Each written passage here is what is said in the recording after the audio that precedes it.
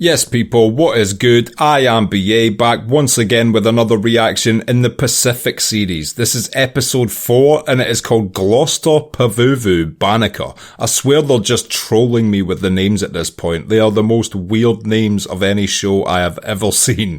Last episode. The last episode was very much a change of pace in that we got to see them have some downtime. They docked in Melbourne, a lot of them ended up fucking the local women, Leckie even started up a relationship with one, so we got to see what they were like after a few days removed from being in a hell zone. It was mainly focused on Leckie's relationship with that woman and how it quickly escalated, and then she de-escalated it again after seeing her mother get attached to him. She broke it off because she didn't want her mother to go through any more hurt or hardship, and that caused Leckie to sort of go off the deep end a little bit, started drinking, pulled his sidearm on a superior officer, a bunch of dumb shit, and then at the end of the episode they were right back on the ships, right back to war. So yeah, it was basically a quick pit stop before they had to go back into the ship, but it was definitely interesting for those reasons. I wasn't expecting an episode like that, so it mixed things up a little bit and sort of cleansed my palate for what's to come. Regardless, I am looking forward to seeing what happens this week, so let's get into it. This is episode 4. Let's check it out and see what it's saying to it. I might just start calling it by parts, 4, part 5, because these titles are absolutely insane, and also the show doesn't even seem to be using them. I found the titles off the Wikipedia page.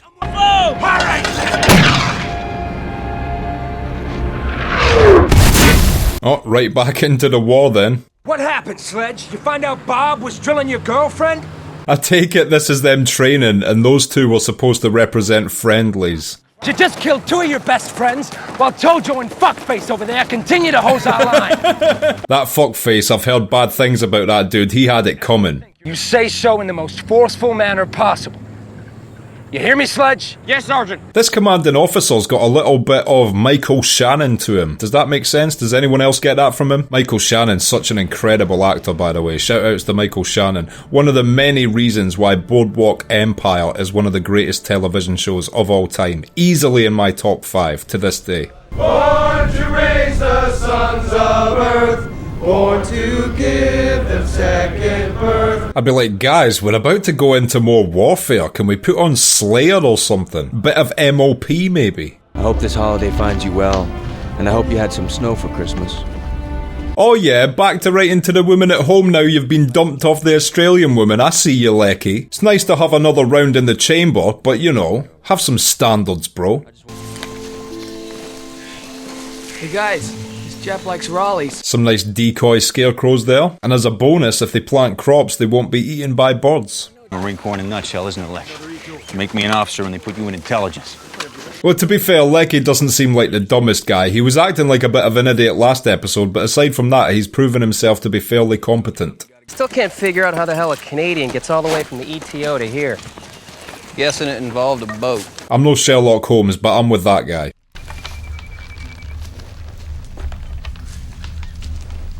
This forest is densely populated with bamboo. They're watching out for the Japanese soldiers, completely sleeping on the potential of a mass panda attack. There's some Jap shrapnel. It must be around here somewhere. I'm assuming a lot of people who are skilled trackers and hunters joined the military during World War II. They would be absolutely great at things like this. Finding little things in the ground to give them clues and stuff. Things that just regular soldiers joining from cities that have never been hunting would have no idea about. So hard to tell if this is enemy soldiers or not. Well, it fucking better have been. That was some good shooting though. Nice to see the Thompson getting some airtime. I got them all. Considering Leckie didn't have any of his soldiers with him, he did really well to surprise attack all 4 of those guys and get 4 kills.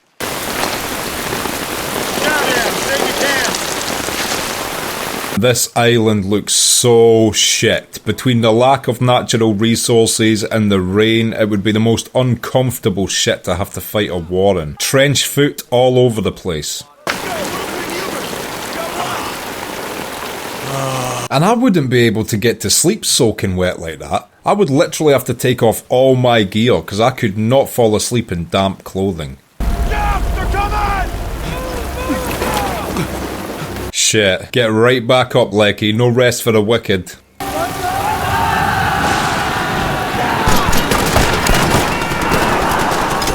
The Japanese's battle tactics are just so different to like the Germans in Band of Brothers. They always wait till nightfall and then have a quick rush, like a shock and awe strategy. Incredibly effective though.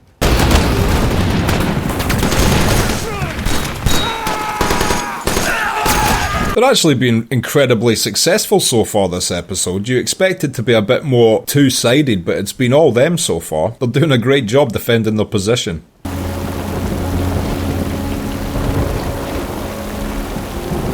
No way! Completely successful night's work. Done well, boys. I don't think there was a single casualty on their side there.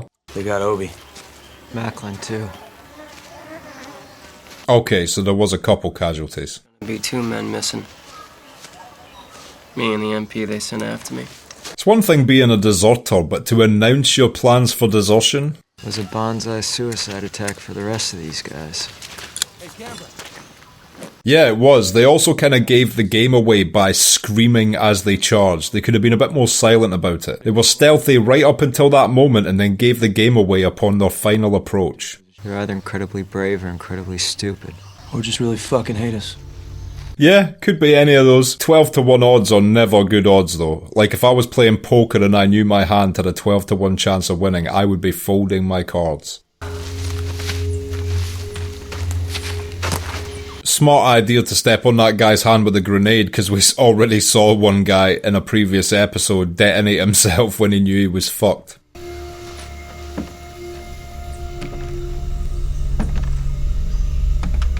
Look at the quality of that hut with the weaved leaves and shit. That is some high level workmanship. That shit's on the American foxholes.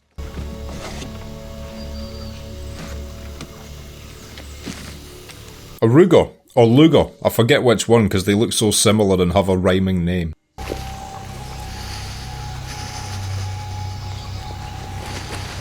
Okay, that's a bit fucked up. Why not just stab him in the heart? That's some serial killer way to finish a guy off. Also, that's an oxygen choke. Only ever really seen in movies. Incredibly ineffective in real life. Can sometimes take upwards of half an hour to kill someone with an oxygen choke. You want to be cutting off the arteries with blood chokes. For all my jiu-jitsu people out there, you know what I'm talking about.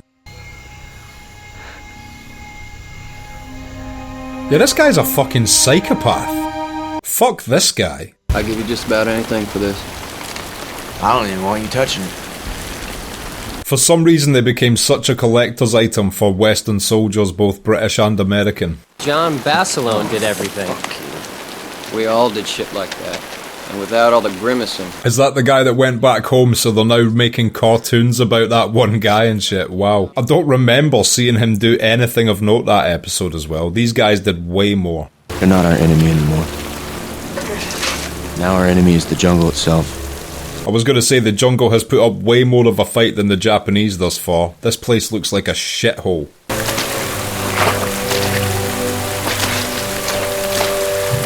Even looking at this, I can feel the discomfort in my clothes and my feet and stuff.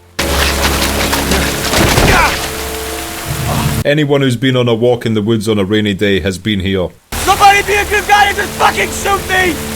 It's a smart strategy by the Japanese. Just let the jungle itself drive them all insane with its natural conditions. They're probably somewhere right now chilling, warm, cozy. These guys are out here in leaky huts getting showers 24/7. My chest, sir.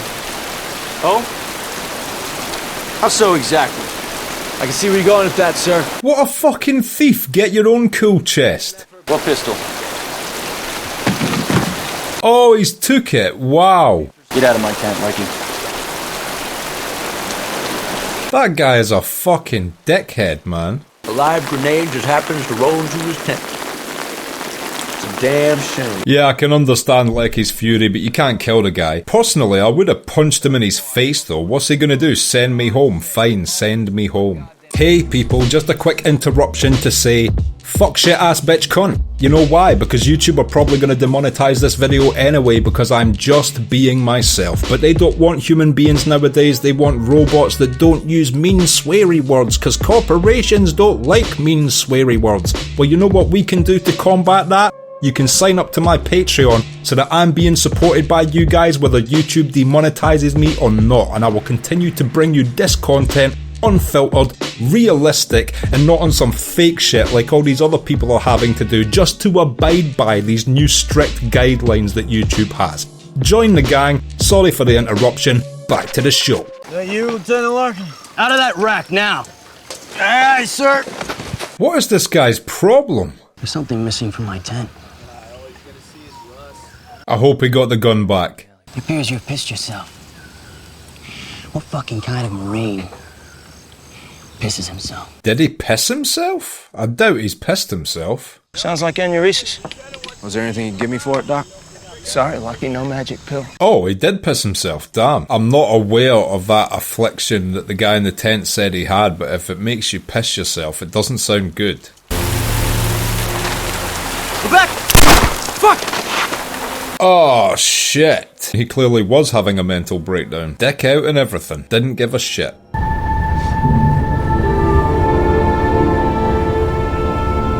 That was a strange sequence, and now they're finally back on the boat. But yeah, I guess it was just there to show us how horrible the conditions in the jungle were, whether there was enemy soldiers there or not. I was joking when I said it was a good strategy by the Japanese to let the jungle drive them insane, but with one guy actually shooting himself, the jungle was actually driving them all insane. Here we go, Pavuvu and Banneker, the other two strange names of this episode title. I'm assuming all the weird names is because they're actual islands I'm unaware of, and thus weird to me. Read to me, Daddy. At least he's still got a bit of a sense of humour while he's sweating to death. This island has an exotic name that translated means the death of hope. Shit, that's quite a fitting title for this island so far. Battalion's holding the lottery. What's the prize? Take it home. Damn, usually soldiers don't want to go home, but these jungles are so shit they all want to win this lottery. High Company, 1st Platoon. Private, guess. Leckie knows for a fact his name probably isn't even in that helmet. Come, brother, you still asleep? Ah, shit, he didn't want to get up because he's pissed himself again. Fuck. If it's an illness, it's not something anyone could look down on him for. I see your aneurysис is acting up.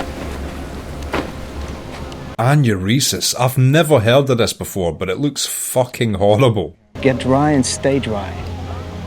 That should do the trick. You game? Man, you can just tell he's in such a dark place mentally. Take off your clothes and put these on. At least he gets a little 2-week holiday out of it as well. Got to look on the bright side of these things. Until then, it's okay if Rudiger wakes you up every hour or two during the night? Give you a chance to get to the head and stay dry? Sure. Wow, so you just sequentially piss in your sleep overnight. That sounds so horrible. You ever think about selling this? No, sir. You get it back when you leave. I'm pleased they got that gun back off the superior officer. Superior officer was such a thieving prick. And I know we saw Leckie and those guys steal from the army when they arrived, but still, man, that is a proper treasure he got off the enemy, which he helped kill. He deserves it.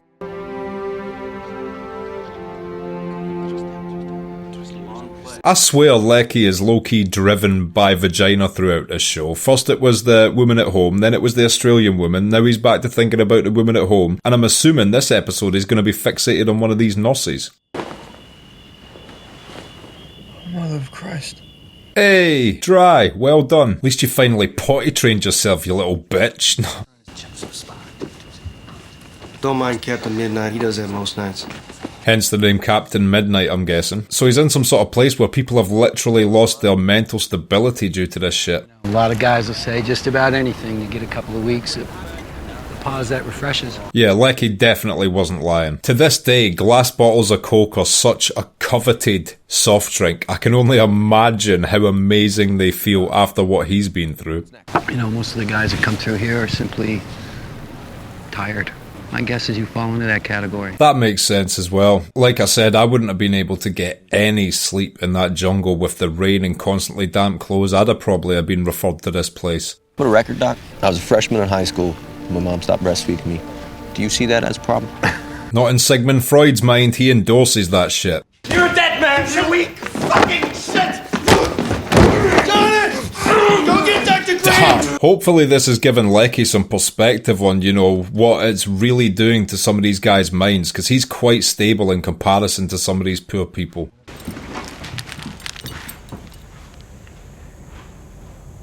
Gibbs. Is he the one that strangled that soldier with his bare hands? He sort of looks like him, but I'm not sure if it's the same guy, because that guy was clean shaven. I'm fortunate, aren't I? This is as bad as my war gets. Yeah, true. A bloody nose can't even be complained about given the conditions everyone else is going through. Man, this place is so chilled compared to what he's been dealing with. Parasols and cool glass bottles of cola, cigarettes whenever he wants, a nice warm dry bed. This is paradise. Why not just hang around for, say, another week? I don't think that'd be healthy for me, Doc. Much respect to Leckie. Another week in this place is a nice little break from the shit he's been through, but he's willing to give away the pistol just to get back early. That's impressive.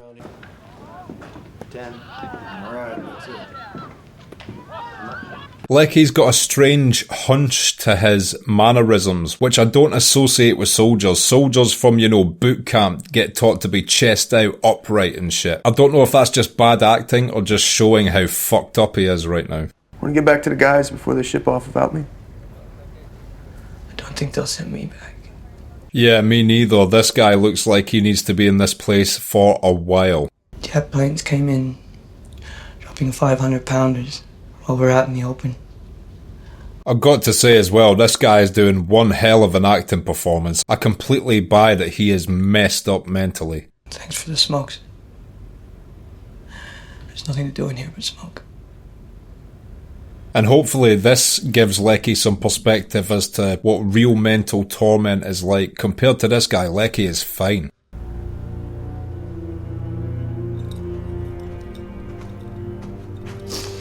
Jesus, that's rough to watch though, because this actor is killing it.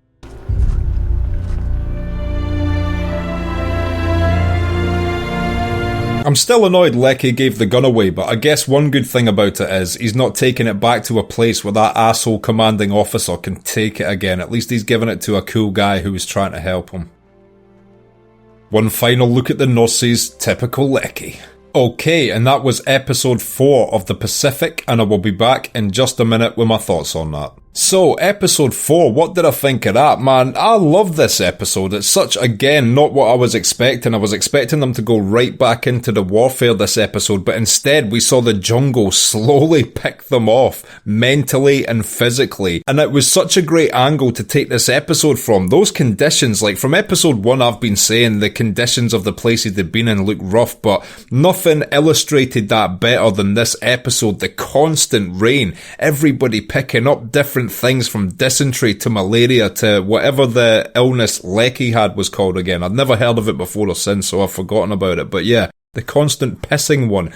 It just looked horrific. You would do anything to get out of that environment, for real. I mean, everything leaking, no way to stay dry. Oh man, I wouldn't be able to get a night's sleep in these conditions. I would have been right in that loony bin along with the other guys there. And they would have never have let me out. The one thing I didn't like was that commanding officer all of a sudden deciding to be a douche and just take something that Leckie had acquired because he felt that he could and Leckie couldn't do shit about it. I know he was making the excuse that, technically it wasn't Leckie's, but Leckie did find it from an enemy hut that was abandoned, so he does deserve to have it. And for that guy just to take it because he outranks him and then tell him to fuck off, what an asshole. That really pissed me off. So it was a pleasant surprise that Leckie had the the balls to sneak back into his tent and steal the gun back. And yeah, a good end to the gun story arc that he gave it to a nice guy, the psychologist, who also let Leckie know that he wanted it but was willing to honestly pay for it, and Leckie just sort of gave him it as a gift